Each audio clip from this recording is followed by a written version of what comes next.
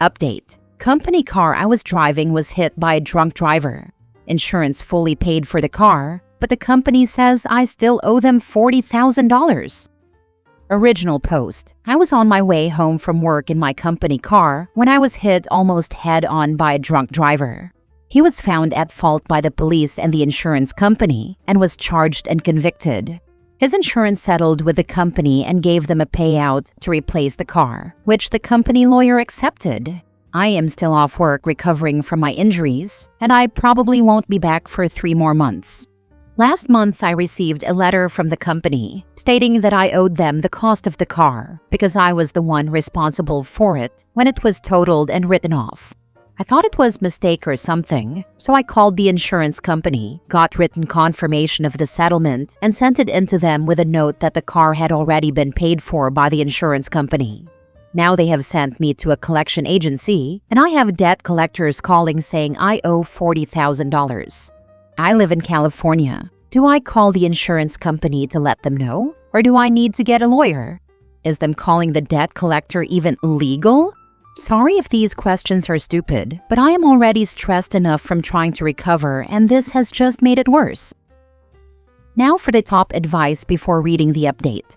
If they've already been compensated for the loss of the vehicle through the insurance carrier, they can't double dip and then request that you pay them. Obtain the company's insurance information and call the adjuster to see if you can find out whether the company was paid for the claim connected with your accident. Look at your contract if you have one. See what it says about vehicles and liability. If this is having a negative impact on your credit rating, call the credit reporting agencies and also send them a letter notifying them of an error in their reporting. According to the insurance company, the drunk driver's insurance paid my company $40,000 for the car, and this was accepted by my company's lawyer. The payment was made shortly after, and I have proof of that. I did tell the collection agency it was a mistake, and they said for me to talk to my company. My company tells me it's out of their hands, and I have to talk to their collection agency. Is it showing up on your credit report? Only asking because when you want to dispute an inaccuracy related to credit reporting, you usually need to provide anyone you are alleging made an inaccurate reporting with a copy of your credit report. It is showing on my credit report. I have perfect credit otherwise, so this is really pissing me off. The collection agency says they can't remove the debt unless my company tells them it is an error. I'm at a loss as to how your company could qualify as an institution that would be able to report this to any of the credit reporting agencies under the FCRA. If I were you, I'd contact my company's legal department first thing Monday morning regarding the inaccurate negative reporting and contact all 3 credit reporting agencies, Experian, Equifax, and TransUnion, to notify them that there has been an inaccurate reporting related to this incident. You will probably need to contact them all via phone and in writing. I have no idea what the laws for debt collection or sending a debt to an agency, so your guess is as good as mine. I said in a post above that because I thought it was a mistake and I had settled it by sending them all the stuff from the insurance company. Looking back in hindsight, I probably should have talked to a lawyer or something, but I am just so drained from physiotherapy and doctor's appointments I didn't do anything else besides sending them the stuff. Now for the update. So the TLDR version is that I was almost killed by a drunk driver while I was driving a company car. His insurance paid the blue book value, $40,000, to the company, but I was sent to collections and told that I owed them $40,000 for the car because I didn't return it to them in the condition which they gave it to me. No one at the company or the collections agency would help me, and they just sent me back and forth. Company told me to talk to collections. Collections told me to talk to the company. So I ended up getting a lawyer because the stress of being hounded by collections was setting back my recovery. The lawyer sent a very strongly worded letter to someone high up that I couldn't reach myself because I kept getting the runaround. That person didn't know anything about it, and the company launched an investigation. The 3 people who kept giving me the runaround ended up being charged with fraud and a bunch of other stuff. I don't know much, but the police say they have emails and they think the 3 were planning on keeping the payment for themselves since the company was already paid. They are also in trouble for fraudulently using company resources to send me to collections for a fake debt. Afterward, my company wrote me a letter of apology. They paid the costs for my lawyer and made sure the debt was removed from my record. They also made a donation to a charity of my choice. I am nearly ready to return to work, but they told me to take as much time as I need. After talking with the police, I believe the higher-ups were not aware because the police say the three were trying to keep it a secret. The drunk driver's insurance is paying all my bills related to the incident, so I won't have debt from this ever. All in all, I am doing much better. I would like to thank legal advice and everyone who offered advice and encouragement and sent me supportive messages. You were all so helpful and I appreciate it. This is pretty much the best update I've ever read in here. I can't imagine how 3 people at a management level somehow thought they could get away with it. Like you were just going to hand them a check for $40,000. Also, I want to work for your company. I also can't believe that they conspired to do so over email. Hey, let's commit a very serious crime through probably the most permanent method of communication. Doubly stupid if it was done through the company email. Did the conspirators think that OP would just fork over $40,000 without a hell of a fight? Considering they were stupid enough to try the stunt, yeah, probably. Not only stupid enough to try the stunt, but stupid enough to discuss it over email. Having worked in digital forensics a little bit, you'd be amazed to know just openly, people discuss their illicit BS on company or government-furnished equipment. I am nearly ready to return to work, but they told me to take as much time as I need. Translation: take all the time you need, but also, please don't sue the crap out of us. As much as it was in their own interest, I think their apology, which includes the remedy of any damage and some future perspective, was a great one and should be accepted without too much cynicism. Yeah, some companies aren't crappy. If your kid screwed someone over, you would probably offer a similar apology and it would be taken as genuine. Not every company is out to screw their employees. Last story, update. Would I be the a-hole if I declined a volunteer job with a charity because they expect me to pay membership dues and have not been nice? Original post. For context, I have been volunteering for many years, and this has never happened to me before. I suppose it is a sign of changing times. I don't know what to do. Please give me your honest opinion, especially if you have had to pay for the privilege of volunteering your time and talents to a charity recently.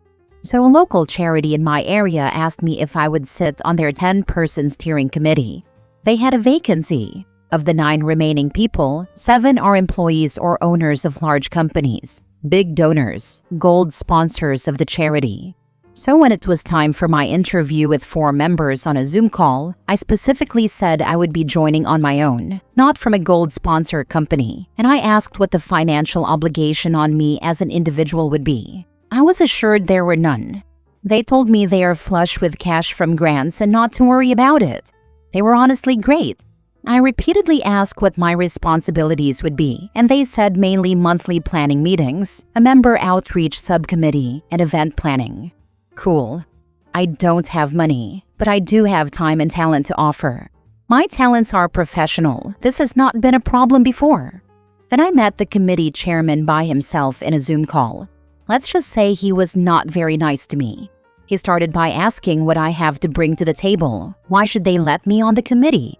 I knew he had my entire bio. I am educated and so on. So instead of begging, I told him a true side story. That I was currently trying to get on the Founders Day Garden Competition Judges panel in town, but without much success since those people are very cliquey and don't welcome strangers. We laughed, and he spent the rest of the hour bragging about himself and his work.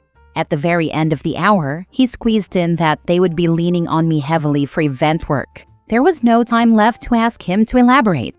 Fast forward to Monday, I get an email from him telling me the committee met and voted me in.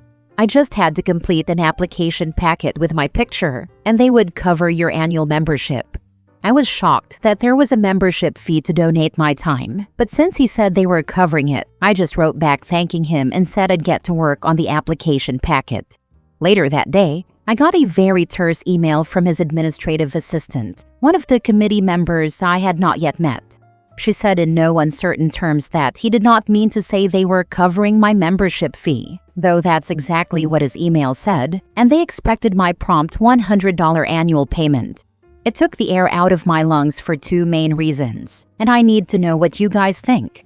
First, 20% of my shock was the money. I specifically asked all the people I interviewed with what the expectations on me would be, especially the financial obligations, since I am not a wealthy gold donor and my employers are not sponsoring me on this or any other charity. Second, and 60% of the problem for me, is how disrespected I was. I was talked to like I was in third grade. Not an ounce of appreciation for the amount of event work I am about to be responsible for delivering to them, or any effort to be friendly in the process, like I was applying for a paid job. Third, the remaining 20% is my concern that more unwelcome obligation surprises await me if I take this on. Twice now, he has surprised me with weighty things. Honestly, I want to run away now before I am knee-deep into the work and end up letting down the other nice people at this charity. If I bail, what, if anything, should I say is my reason? I've been drafting all kinds of short replies in my mind for 3 days, and nothing is sounding good. Help! Thanks so much in advance. Now for the top advice before reading the update. Not the a-hole. I would reply to that email, attach the note about the membership being covered already, and CC in everyone that you talk to. Ask for clarification on the membership dues, and after you get whatever answer, tell them thank you for the clarification, but you are no longer willing to apply. Have the day they deserve. It eliminates the telephone game between members and lets them all know that there was some sort of communication breakdown. Yep, add everyone possibly involved onto that reply email. I would love to volunteer my time and knowledge to this great organization, but I feel like that is not being respected. If this is what it will be like moving forward, I would like to withdraw myself from consideration of a committee seat. I have dealt with a charity that started doing things like you're describing. I was literally the secretary of their board and had been for close to a decade. They wanted a biannual membership fee and a yearly donation. I literally ran their website, did event planning, set up the email, did catering, and was most of their PR and outreach. If I put it into weekly hours like a job, I was dedicating 30 to 50 hours a week to this charity while being a full-time caregiver, raising 2 kids alone, working full-time, and in graduate school. Yeah, time management and sleep were not things I was great at. I walked, and that's what I suggest you do. You aren't there to pay to be treated worse than an unpaid intern. Use the term indentured servant on them. It will make them mad. Not even 2 years after I walked, stating all of my reasons in a long email, which I also suggest you do, I got a call from the president begging me to come back to the board. She insisted that they had changed and were taking all of my suggestions to heart. In reality, they were down to 3 board members left, about to lose their nonprofit status, and had no one doing any of the things I had been doing. I'm running my own business and have an actual sleep schedule. My peace is worth something. So is yours, not the a-hole. Now for the update. Thank you so much to everyone who read and commented on my post about the charity that wanted me to pay them dues out of my own pocket for the privilege of donating my time and talents to their committee. I read every single comment. Your feedback really helped me to feel better. There was a huge outpouring of support for me and agreement that I was seeing signs of a dysfunctional group, to trust my gut, and to resign promptly. So that's what I did. I first emailed the very kind person who initially approached me to ask if I would join their charities committee. I wanted to show her the courtesy of hearing it from me first. My interactions with her were honestly always great, and I felt bad. I told her I was withdrawing my name, gave no details, and wished her all the best. She replied immediately with the sweetest email, offering to talk about it, and probably next week we will have a call. She asked me to please keep an open mind, that maybe it will work out in the future. Then the main email. I copied the secretary's rude message to me about membership fees and forwarded it to the chair. I double-checked, and as many of you correctly guessed, she had not copied him on it. My email to him was brief and polite, and followed your recommendations. I said that upon reflection, we would not be a good fit, and I was withdrawing my name from further consideration. I wished him all the best in the future. He emailed me back asking if we could talk about it. I replied, "Thank you. Perhaps we could collaborate in the future." But I was so glad to get away from this group and his leadership that I don't actually plan to revisit this for at least a year, if ever.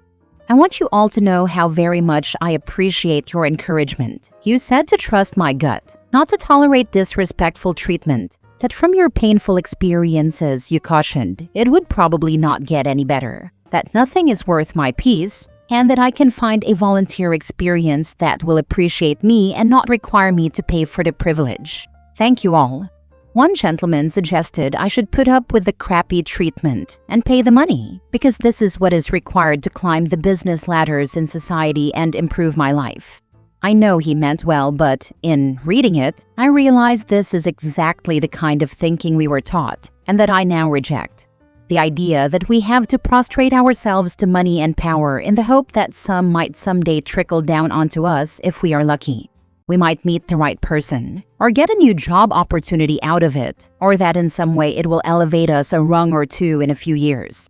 He believes there is a pecking order, and people at the top are not courteous to people below them. I love my life as it is. I am not looking to improve it in these ways.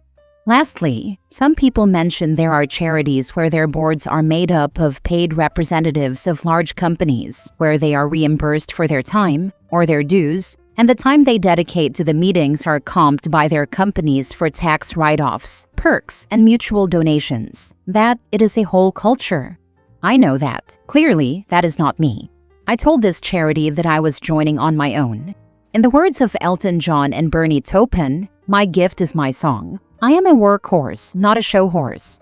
I was not aiming to reap any business contact benefits from the volunteer work, just to be treated kindly and serve my community.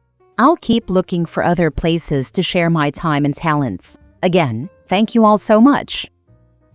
I was going to volunteer. I was told by their recruiter that during training at a different facility, they like to yell a lot at the trainees. I laughed and said if someone yells at me when I am giving you guys free labor because of a mistake I made during training, I am just going to yell right back. I don't like being yelled at. He said this is how they train. Okay, well, I guess this isn't going to work out then, as I won't be humiliated even if I was going to get paid, but that I'm doing this for free, and I expect some basic respect. I did not volunteer for that organization. Never let people treat you badly. Those are the worst types of people.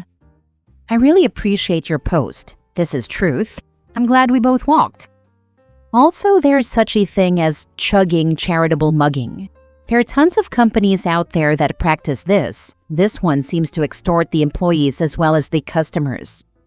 I wasn't familiar with this term, but it did occur to me that if they have plenty of grant money like they said they do, why are they charging anybody membership fees? The volunteers or the people we are supposedly trying to help?